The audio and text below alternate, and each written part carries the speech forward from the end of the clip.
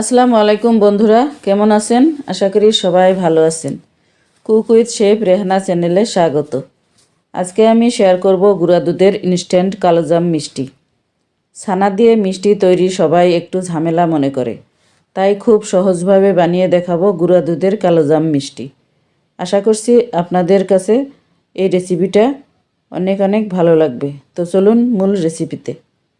এবার একটি মিক্সিং বলে নিয়ে নিচ্ছি 1 কাপ গুঁড়া দুধ, সাথে দিয়ে দিচ্ছি 2 টেবিল চামচ ময়দা আর 1 টেবিল চামচ সুজি আর 1 টেবিল চামচ বেকিং পাউডার, বেকিং সোডা নয়। আর ঘি নিয়েছি 1 টেবিল চামচ। ঘির পরিবর্তে সাদা তেল ব্যবহার করতে পারেন, কিন্তু ঘি ব্যবহার করলে টেস্ট ভালো আসে। এবার এই মিশ্রণটাকে ডলে ডলে খুব ভালো করে ঝুরঝুরে করে মেখে নিতে হবে। মিশ্রণটার সাথে সামান্য একটু হলুদ ফুড কালার ব্যবহার করছি। কালোজাম মিষ্টিটা বাইরে থেকে যেহেতু কালো, তাই ভেতরটা যাতে একটু কালার হয়, তাই ফুড কালার ব্যবহার করছি। তবে স্বাদের কোনো পার্থক্য হবে না। মিষ্টির ডোটা তৈরি করার জন্য এখানে তরল দুধ ব্যবহার করছি, তবে দুধের পরিবর্তে নর্মাল টেম্পারেচারে থাকা পানীয় ব্যবহার করতে পারেন। আর এই দুধটাও কিন্তু নর্মাল টেম্পারেচারেই আছে। দুধটা একবারে ব্যবহার না করে এইভাবে অল্প অল্প করে অ্যাড করে ডোটা তৈরি করতে হবে, যাতে একবারে বেশি লিকুইড না হয়ে যায়।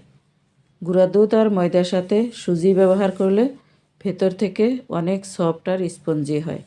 তবে সুজি ইউজ করার ফলে কিন্তু লিকুইডটা একটু বেশি লাগতে পারে। ডোটা তৈরি করতে আমার মোটামুটি দুধ লেগেছে 6 টেবিল চামচ, তবে এটা কম বেশি লাগতে পারে। ডোটা শুরুতে কিন্তু আঠালো হবে আর হাতের সাথে লেগে থাকবে, তবে চিন্তার কোনো কারণ নেই, কারণ হাতটা ধুয়ে আসতে আসতে অনেকটা শক্ত হয়ে আসবে। ডোটা রেস্টে রাখার কোনো প্রয়োজন নেই, শুধুমাত্র হাতটা ধুয়ে আসতে যে 2-1 মিনিট সময় লাগে তাতেই ডোটা পারফেক্ট হয়ে যায়। হাতে একটু ঘি মেখে মিষ্টি তৈরি শুরু করব। সামান্য কিছুটা ডো নিয়ে প্রথমে হাতের মধ্যে নিয়ে গোল করে নিতে হবে, তারপর এভাবে একটু লম্বা করে নিতে হবে। আপনারা চাইলে গোলও রাখতে পারেন। মিষ্টিটা যেহেতু শিরায় দিলে ডাবল হয়ে যাবে, তাই এই মিষ্টির শেপ খুব একটা বড় না করাই ভালো। এইভাবেই আমি সবগুলো মিষ্টি তৈরি করে নিয়েছি। চুলায় একটি পাত্র বসিয়ে প্রয়োজন মতো তেল হালকা গরম করে নিয়েছি। এবার মিষ্টিগুলো দিয়ে দিব। বন্ধুরা, রেসিপিটা উপকারে আসলে বা ভালো লেগে থাকলে একটি লাইক দিয়ে চ্যানেলটি সাবস্ক্রাইব করে পাশে থাকবেন। মিষ্টিগুলো কিছুক্ষণের মধ্যে ফুলতে শুরু করবে, তাই একটার সাথে যেন আরেকটা লেগে না থাকে দেওয়ার সময় সেটা খেয়াল রাখবেন। মিষ্টিগুলো তেলে ছাড়ার পরে মাত্র একটু বুদবুদ উঠেছে। তেল কিন্তু যথেষ্ট ঠান্ডা টাইপেরই ছিল। এই মিষ্টি ভাজার জন্য তেল খুব একটা গরম করা যাবে না, তাহলে মিষ্টির কালার উপর থেকে দ্রুত চলে আসবে আর ভেতর থেকে কাঁচাই থেকে যাবে।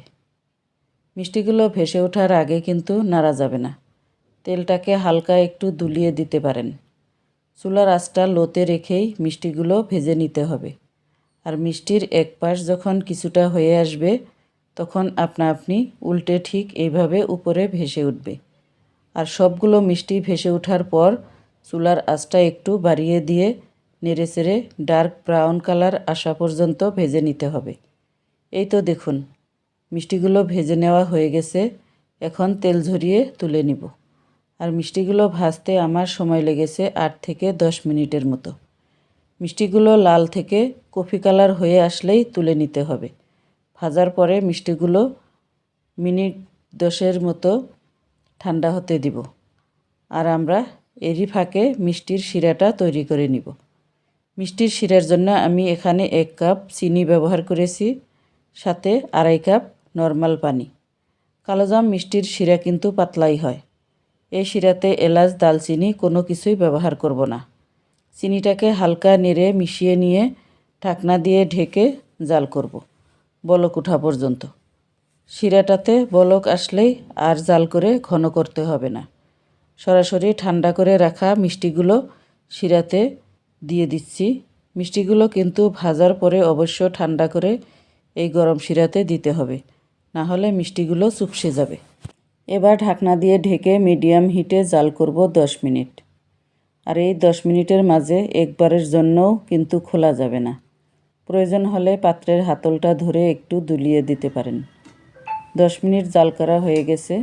এখন এভাবেই রেখে দেব ঠান্ডা না হওয়া পর্যন্ত। আর ঠান্ডা হতে 2 থেকে 3 ঘন্টা তো অবশ্য লাগবে।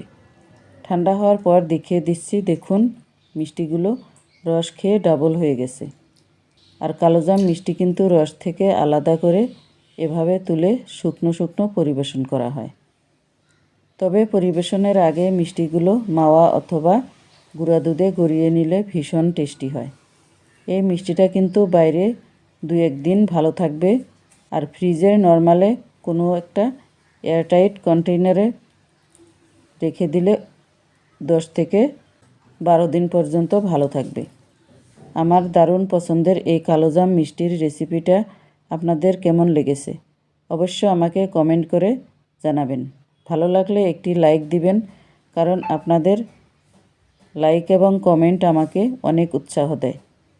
আর আজকে এখানেই বিদায় নিচ্ছি। ভালো থাকবেন, সুস্থ থাকবেন। আল্লাহ হাফিজ।